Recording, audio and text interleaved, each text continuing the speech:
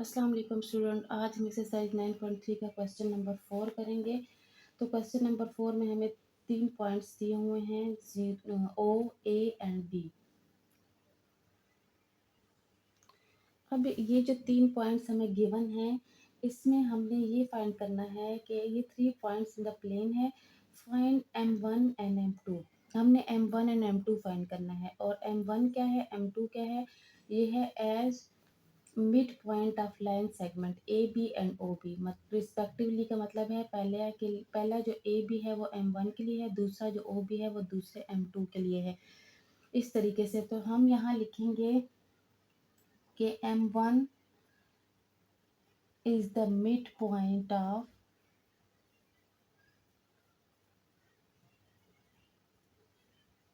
ये M1 है, तो यहाँ पर ए बी पहले दिया हुआ, तो ये ए बी का मिड पॉइंट होगा। तो हम सबसे पहले M1 फाइंड करते हैं, मतलब कि ए बी का मिड पॉइंट। तो ए बी का मिड पॉइंट फाइंड करने के लिए हमने वही फार्मूला लगाना है, मिड पॉइंट का x1 plus x2 divided by 2, और इसी तरह y1 plus y2 divided by 2।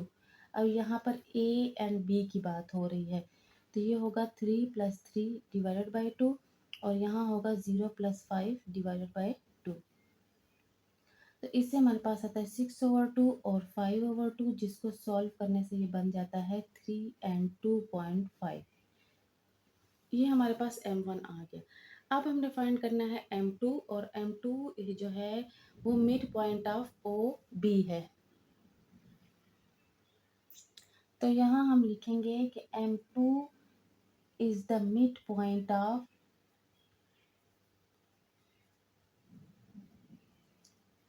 A O B. तो हम सबसे पहले अब यहाँ पर M2 फाइंड करेंगे, तो उसका भी फार्मूला है x1 plus x2 divided by 2 और y1 plus y2 divided by 2।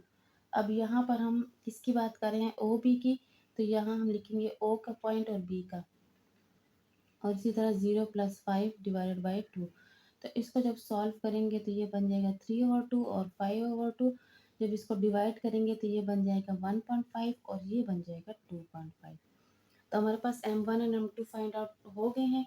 अब हमने फाइंड आउट करना है distance. Find M1 and M2। हमने फाइंड करना है M1 M2, मतलब इनके बीच का डिस्टेंस फाइंड आउट करना है। तो अब वो हम करेंगे डिस्टेंस फार्मूले से।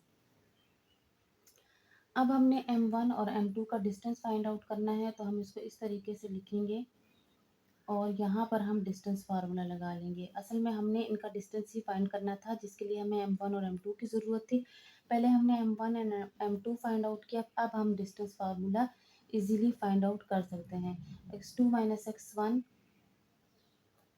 Whole square plus y2 minus y1 whole square. अब यहाँ पर हम इनकी वैल्यूज़ लगाएंगे। x2 हमारे पास 1.5 माइनस 3 होल स्क्वायर है, और यहाँ पर y2 हमारे पास 2.5 माइनस 2.5 होल स्क्वायर है। अब इसको सॉल्व करेंगे हम। 1.3 में से 1.5 माइनस करेंगे तो हमारे पास 1.5 होल स्क्वायर ही आएगा, और यहाँ पर 0 स्क्वायर हो जाएगा। 0 को अब हम इग्नोर करके इसको लिखेंगे 1.5 होल स्क्वायर। जो स्क्वायर स्क्वायर रूट से कैंसिल आउट हो जाएगा, तो हमारे पास जो फाइनल आंसर बनेगा वो होगा 1.5, जिससे हमारे पास अगर हम इसके डेसिमल पॉइंट को ख़त्म कर लें तो हमारे पास बनता है 1। ये M1 M2 is equal to 1.5 आया है। इसको अगर हम मज़ीद सॉल्व करें तो M1 M2 15/10, जिससे हमारे पास बनता है 3/2। मतलब 5 से जब हम इसी कटिंग करेंगे तो हमारे पास 3/2 आ जाएगा। तो यही इसका फाइनल आंसर है। हम 1.5 भी आंसर लिख सकते हैं, अगर इसको डेसिमल पॉइंट ख़त्म करना चाहें तो वो भी कर सकते हैं। इससे क्वेश्चन नंबर 5 की तरफ चलते हैं। अच्छा, तो अब क्वेश्चन नंबर 5 हमें कुछ इस तरह दिया हुआ है कि हमें पैरेललोग्राम दिया हुआ है, उसके डिफरेंट वर्टिसेस है A B C and D, और फाइंड हमने ये करना है कि इनके डायगोनल जो हैं, मतलब कि ए सी और बी डी एक दूसरे को इंटरसेक्ट करते हैं। तो इनके हमने अब किस तरीके से फाइंड करना है, हमने शो कराना है कि ये इंटरसेक्ट करते हैं या नहीं। तो हम ए एंड सी और बी एंड डी का मिड पॉइंट फाइंड करते हैं। अगर इनका सेम मिड पॉइंट हो तो इट्स मीन कि ये एक दूसरे को इंटरसेक्ट करते हैं। तो सबसे पहला जो डायगोनल है वो हमारे पास है ए सी। ए सी हमारे पास डायगोनल है और दूसरा है हमारे पास diagonal B D. A C and B D हमारे पास टू डायगोनल है, हमने इनका मिड पॉइंट फाइंड करना है। तो ए सी के डायगोनल को हम M1 नाम दे देते हैं, बी डी के डायगोनल को हम M2 नाम दे देते हैं। तो हम यहाँ लिखेंगे कि M1 is the mid point of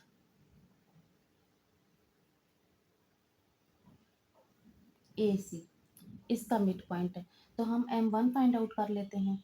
M1 के लिए हम लिखेंगे x1 plus x2 divided by 2 और इसी तरह ये लिखेंगे y1 plus y2 divided by 2। तो ए सी की बात हो रही है तो 1 प्लस और यहाँ -1 डिवाइडेड बाई 2 और वहाँ पर y1 की वैल्यू है 2 प्लस और यहाँ -3 डिवाइडेड बाई 2। तो यहाँ तो 1 माइनस 1 से हमारे पास 0 आ जाएगा। ये हो जाएगा 2 माइनस 3 डिवाइडेड बाई 2। तो इसको जब हम मज़ीद सॉल्व करेंगे तो ये हो जाएगा 0/2 और ये हो जाएगा -1/2। मतलब इसका जो मिड पॉइंट बना है ए सी का, ये बना है हमारे पास 0/2 का मतलब है 0 और यहाँ -1/2। अब देखते हैं बी डी का मिड पॉइंट क्या बनता है। अब यहाँ हम लिखेंगे कि M2 is the midpoint of BD। तो हम अब BD का मिड पॉइंट फाइंड करेंगे। तो BD का मिड पॉइंट फाइंड आउट करने के लिए हम BD के पॉइंट्स लेंगे और इसको नए नेम देंगे M2। तो यहाँ पर हम लिखेंगे x1 plus x2 divided by 2 और y1 plus y2 divided by 2। अब हम इनकी वैल्यूज़ लगा लेंगे। B एंड D की बात हो रही है तो हम लिखेंगे 4 प्लस और -4 डिवाइडेड बाई 2 और इसी तरह लिखेंगे 2 प्लस और -3 डिवाइडेड बाई 2। तो यहाँ 4 माइनस 4 हो जाएगा और यहाँ हो जाएगा 2 माइनस 3 डिवाइडेड बाई 2। इसको जब हम सॉल्व करेंगे तो इसका आता है 0/2 मीन्स के 0 और यहाँ आता है -1/2। तो इसका जो मिड पॉइंट बनता है M2 का 0 एंड -1/2। बी डी का मिड पॉइंट ये बन गया। तो यहाँ इसका मिड पॉइंट भी हमारे पास बनता है 0 एंड -1/2। आप देख सकते हैं दोनों के मिड पॉइंट एग्जैक्टली सेम है, जिसका मतलब ये हुआ कि M1 एंड M2 एक दूसरे को इंटरसेक्ट करते हैं, ए सी एंड बी डी एक दूसरे को इंटरसेक्ट करते हैं। तो यहाँ हम लिखेंगे M1 is equal to M2। So A C the diagonal A C and B D intersect each other. तो ये जो इसके वर्टिसेस है डायगोनल के वो उनके जैसे ये एक दूसरे को इंटरसेक्ट करते हैं। तो क्वेश्चन नंबर 5 यहीं पे एंड हो जाता है। क्वेश्चन नंबर 6 की तरफ चलते हैं। इसका क्वेश्चन नंबर 6 हमें कुछ इस तरह दिया हुआ है कि हमें एक ट्रायंगल गिवन है पी क्यू और आर और हमने शो ये करना है कि जो पी आर का मिड पॉइंट है और जो क्यू आर का मिड पॉइंट है उनके डिस्टेंस पी आर और क्यू आर का जो मिड पॉइंट का डिस्टेंस है वो इक्वल होना चाहिए हाफ ऑफ पी क्यू के हाफ के इक्वल होना चाहिए। तो ये क्यू आर का मिड पॉइंट हम कंसिडर कर लेते हैं M1 और इसका कर लेते हैं M2। और अब M1 और M2 के जब हम डिस्टेंस फार्मूले से डिस्टेंस फाइंड करते हैं M1 और M2 का जो डिस्टेंस है वो वो इक्वल होना चाहिए half of distance of P Q. मतलब कि पी क्यू का जो डिस्टेंस है उसको जब हम हाफ करें तो वो इन दोनों के मिड पॉइंट के डिस्टेंस के इक्वल होने चाहिए। तो सबसे पहले हमने M1 फाइंड करना है, मतलब क्यू एंड आर का मिड पॉइंट फाइंड करना है, फिर M2 फाइंड करना है, फिर इनके आपस के डिस्टेंसेस फाइंड कर लेने हैं और वो डिस्टेंस हमारे पास इक्वल होना चाहिए। यही हमने शो करना है कि वो इक्वल होना चाहिए, जो कि पी एंड क्यू का जो डिस्टेंस है उसको हम हाफ करें तो वो इनके डिस्टेंस के इक्वल होने चाहिए, इनके मिड पॉइंट के डिस्टेंस के इक्वल होने चाहिए। तो इनके मिड पॉइंट का डिस्टेंस फाइंड आउट करने के लिए हमारे पास इनके मिड पॉइंट होना ज़रूरी है। तो इसलिए हम सबसे पहले M1 फाइंड करेंगे, जिसको हमने कंसिडर किया है कि M1 is the mid point of P Q R. Q R का मिड पॉइंट है। तो अब हम क्यू आर का जब हम मिड पॉइंट फाइंड करेंगे तो क्यू आर के पॉइंट ही लेंगे, जो कि है x1 plus x2 divided by 2 और यहाँ पर y1 plus y2 divided by 2। तो क्यू आर के पॉइंट्स लेंगे तो यहाँ हम लिखेंगे -2 प्लस और यहाँ -8 डिवाइडेड बाई 2। x1 और x2 ले ली, यहाँ पर y1 y2 ले लेंगे, -4 प्लस 2 डिवाइडेड बाई 2। अब इसको सॉल्व करेंगे तो ये बन जाएगा M1 is equal to -2 -8 divided by 2 और ये हो जाएगा -2/2। ये सॉल्व हो जाएगा। अच्छा, यहाँ -10/2 और यहाँ आ जाएगा -2/2 से हमारे पास -1 आ जाएगा। तो इसको जब इसकी कटिंग करेंगे तो -5 और -1 हमारे पास M1 के पॉइंट्स आ चुके हैं। अब हमने फाइंड करने हैं M2 के पॉइंट्स, और वो M2 को हम कंसिडर करेंगे कि PR का मिड पॉइंट है। तो यहाँ हम लिखेंगे कि let M2 is the mid point of PR। मतलब कि अब हमने PR का पॉइंट्स लेके M2 फाइंड करना है। तो x1 plus x2 divided by 2 और यहाँ y1 plus y2 divided by 2।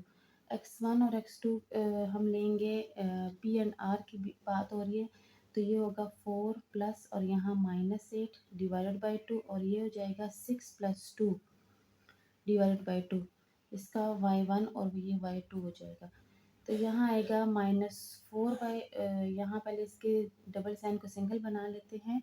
4 -8 divided by 2 और ये हो जाएगा 6 प्लस 2 से हमारे पास आ जाएगा 8/2। अब इसको यहाँ सॉल्व कर लेते हैं। ये आएगा M2 इज इक्वल टू -4/2 और 8/2। इनकी हम कटिंग करेंगे तो हमारे पास M2 के पॉइंट्स भी आ जाएंगे। इससे आता है -2 और 4। अब M1 और M2 का डिस्टेंस फाइंड करेंगे। M1 एंड M2 के बीच का डिस्टेंस फाइंड करेंगे। अब ये हमारे पास M1 के पॉइंट से ये M2 के पॉइंट से, इनको यूज़ करते हुए हम डिस्टेंस फाइंड करेंगे M1 और M2 का। तो इससे आएगा, इसका सबसे पहले फार्मूला लिखेंगे x2 minus x1 whole square plus y2 minus y1 whole square. तो x2 हमारे पास है -2 और ये हो जाएगा माइनस और -5 होल स्क्वायर, और इसी तरह ये करेंगे y2 हमारे पास है 4 और प्लस और यहाँ -1 होल स्क्वायर। इसके ऊपर स्क्वायर रूट लगा लेंगे। अब ये हो जाएगा -2 प्लस 5 होल स्क्वायर और ये हो जाएगा 4 प्लस 1 होल स्क्वायर। अब इसको सॉल्व करेंगे मज़ीद, तो इससे आता है 3 स्क्वायर और इससे आता है 5 स्क्वायर। इसको जब हम लिखेंगे यहाँ पे M1 M2 का डिस्टेंस की बात हो रही है, तो यहाँ हम लिखेंगे 9 प्लस 25, जिससे हमारे पास आता है M1 और M2 हमारे पास आ जाता है स्क्वायर रूट 34। स्क्वायर रूट 34 आ जाता है M1 M2। अब हम डिस्टेंस ऑफ PQ फाइंड करेंगे और देखेंगे कि क्या उसका हाफ करके M1 और M2 के इक्वल आता है या नहीं। अब हम PQ का डिस्टेंस फाइंड करेंगे। PQ is equal to x2 minus x1 whole square plus y2 minus y1 whole square. अब PQ की बात हो रही है तो x2 हमारे पास -2 होगा और ये -4 होल स्क्वायर हो जाएगा। इसी तरह y2 हमारे पास -4 और ये हो जाएगा -6 होल स्क्वायर। इसको जब सॉल्व करेंगे तो ये -6 स्क्वायर हो जाएगा और ये हो जाएगा -10 स्क्वायर। तो इससे आता है हमारे पास 36, क्योंकि माइनस कैंसिल हो जाती है स्क्वायर की वजह से, और 100। तो इसका जो टोटल आंसर आता है वो है स्क्वायर रूट 136। जब हम 136 की फैक्टराइजेशन करते हैं तो हमारे पास बनता है कुछ इस तरह। क्योंकि हमें 34 ही चाहिए इसलिए हम ये मज़ीद 2 से हो सकता था, लेकिन हमें M1 और M2 में हमारे पास जो आंसर आया है वो स्क्वायर रूट 34 है, तो इसलिए इसको 34 से ही डायरेक्ट कर लेंगे। वैसे ये स्टेप बाय स्टेप ही चलता है। तो इस पी क्यू को हम कुछ इस तरह लिखेंगे कि P Q is equal to